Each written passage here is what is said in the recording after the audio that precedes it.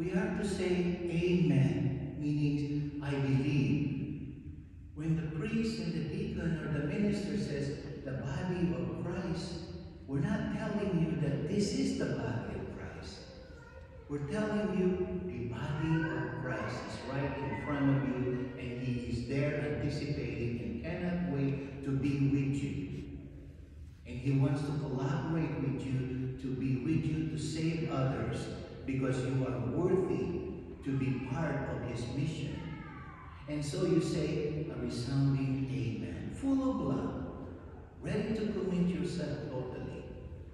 And then, since we are at the Mass, a wedding invitation, we are to step aside and receive the body and blood of Christ, facing the tabernacle, facing our Creator, facing the post, not turning around right away.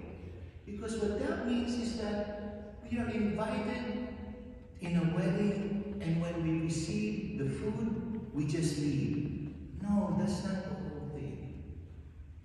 You see, that's why Jesus decided to summon the 12 apostles and to make sure that everything that he taught is being passed on into a generation, Those apostles became the bishops.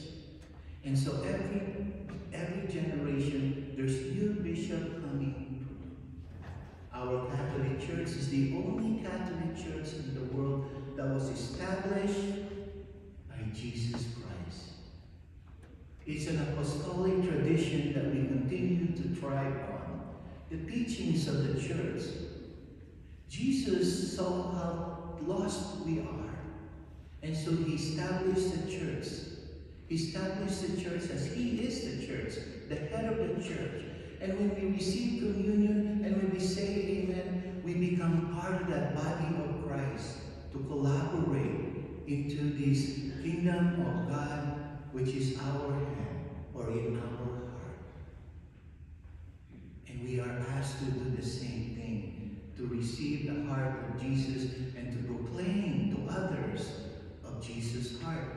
As the same heart that Bishop Ambrose, who became the doctor of the church, who even at his catechumen, the Lord saw how he is, good he is, and so he became a priest and finally became the Bishop of Milan. And he stood against Arians, and he didn't allow the emperors or any kind of princes of high authority to thwart the church, to diminish the principle. And he was steadfast. And that's what we are all called today. When we are in charge of a leader of the ministry in the church, we are not to lord ourselves, our power to others. We are to have a heart of Jesus and be compassionate. Is that what our other brothers and sisters who feel lost, seeing in us when we come to church? In Bishop Ambrose, his good friend was Saint Monica, who asked for consolation, and Bishop Ambrose consoled her, even to the point he had the privilege of baptizing Saint Augustine, another doctor of the church. So for continued reflection, as we continue to prepare ourselves for the coming of Christ, let us ask ourselves, do we act like we possess the kingdom of God?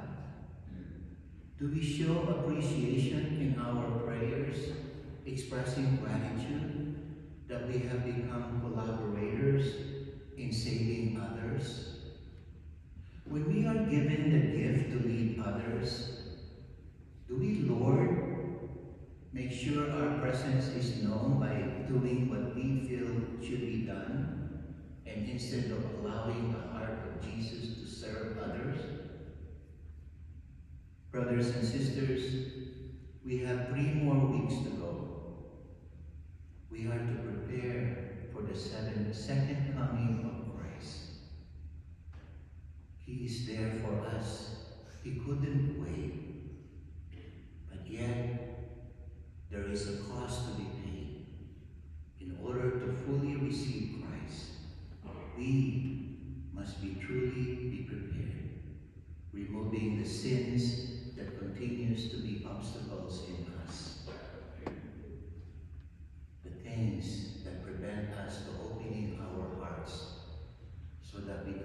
Jesus come into our hearts. Because that is what He is asking us today.